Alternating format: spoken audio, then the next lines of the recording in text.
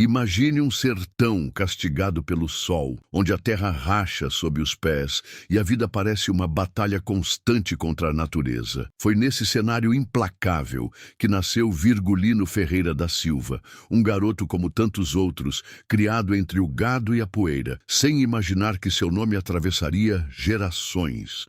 Mas o destino de Virgulino não seria comum. Ele não se tornaria apenas mais um vaqueiro do sertão. O sangue que correu na sua família, derramado em disputas com coronéis locais, incendiou algo dentro dele. A justiça não viria pelos meios tradicionais. Ele tinha que fazer do sertão seu próprio tribunal e das armas suas aliadas.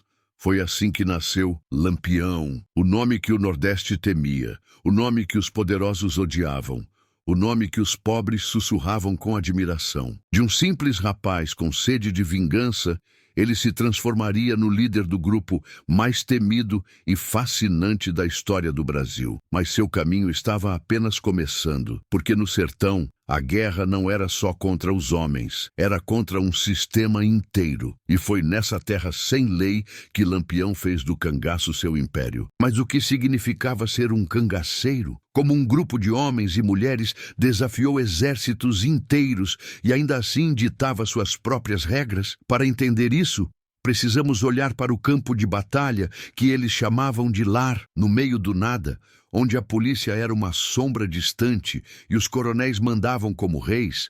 O cangaço virou uma resposta à brutalidade do sertão. Mas não se engane, Lampião e seu bando não eram apenas foras da lei. Eram guerreiros de um código próprio, um exército sem bandeira, que dançava entre a rebeldia e a justiça. Os cangaceiros não apenas saqueavam vilas e enfrentavam tropas do governo. Eles ajudavam famílias pobres, castigavam aqueles que exploravam o povo e criavam um equilíbrio de poder onde antes só existia abuso. Mas sua sobrevivência não era apenas questão de coragem, era estratégia, astúcia e um domínio absoluto da caatinga. Eles se moviam como fantasmas, desaparecendo na paisagem árida, deixando apenas rastros de medo e lendas que cresciam a cada nova investida. Cada peça de roupa bordada, cada cartucheira de couro, cada arma brilhando ao sol contava a história de uma vida dedicada à guerra.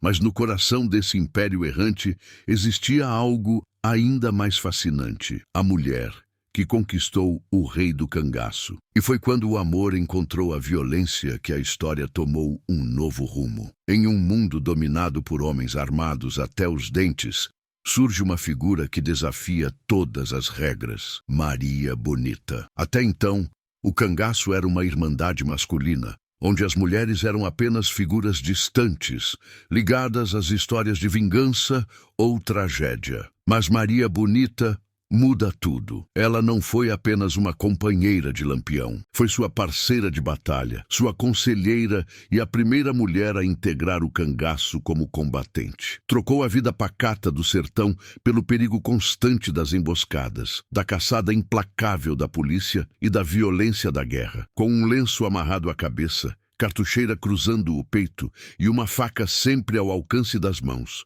Maria Bonita se tornou uma lenda viva.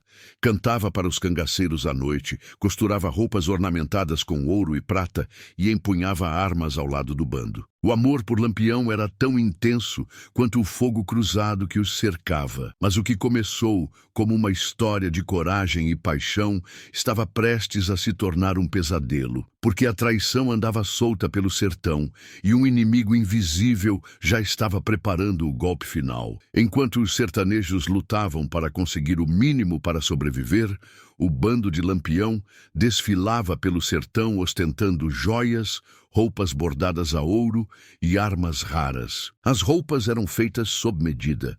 Os chapéus carregavam símbolos de poder e cada peça do vestuário contava uma história de assaltos bem-sucedidos e alianças perigosas. Lampião não era apenas um líder de guerra. Ele entendia o valor da aparência, da psicologia do medo e da admiração. Os cangaceiros entravam nas vilas como verdadeiros senhores, distribuindo dinheiro, presenteando aliados e punindo traidores com brutalidade. Mas o brilho do ouro atrai olhares. E quanto mais poder Lampião acumulava, maior era a sede de vingança dos governantes. O exército e as volantes, forças policiais especializadas na caça ao cangaço, apertavam o cerco, traçando emboscadas e usando informantes para prever os passos do bando. A cada dia, a sombra da traição ficava mais próxima, até que um nome surgiria no meio da poeira do sertão. Alguém que colocaria um ponto final no império de Lampião. Era madrugada quando os cangaceiros, exaustos, decidiram descansar em Angico, um esconderijo considerado seguro, mas o que eles não sabiam era que o inimigo já conhecia sua localização. A informação havia sido vendida por um fazendeiro que, temendo pela própria vida, entregou Lampião e seu grupo às volantes. O silêncio da noite foi rasgado por rajadas de metralhadora. A poeira subiu, o cheiro de pólvora tomou conta do acampamento e, em segundos, o destino do maior cangaceiro do Brasil estava selado. Lampião e sua amada Maria Bonita foram alvejados antes mesmo de terem chance de reagir. O massacre foi brutal. Corpos caíram entre a vegetação seca, o ouro e os fuzis ficaram espalhados pelo chão, mas para os soldados aquilo não bastava. Eles queriam mais do que a morte de Lampião. A poeira mal havia baixado quando os soldados decidiram transformar a vitória em espetáculo. Um a um, os corpos dos cangaceiros foram decapitados. Seus rostos ainda carregavam a expressão de quem foi pego de surpresa pela morte. As cabeças foram colocadas em sacos e levadas para Piranhas, Alagoas. Mas o objetivo não era dar um enterro digno aos inimigos. Longe disso. A intenção era aterrorizar o povo e acabar de vez com o mito de Lampião. Quando chegaram à cidade, os soldados montaram uma cena grotesca. Enfileiraram as cabeças cortadas em degraus de uma escadaria, para que todos pudessem ver. Homens, mulheres e crianças olhavam estarrecidos para aquilo que antes eram os rostos mais temidos do sertão. Mas o que era para ser um símbolo de medo, acabou se tornando algo bem diferente. Os corpos foram expostos, as cabeças exibidas como troféus, e a notícia da morte de Lampião correu o sertão mais rápido do que qualquer tropa. O governo acreditava que ali terminava a era do cangaço, mas a realidade era bem diferente, porque Lampião não morreu ali, pelo menos não no imaginário popular. Com o tempo, sua figura ganhou contornos de lenda. Seu nome foi transformado em cantigas,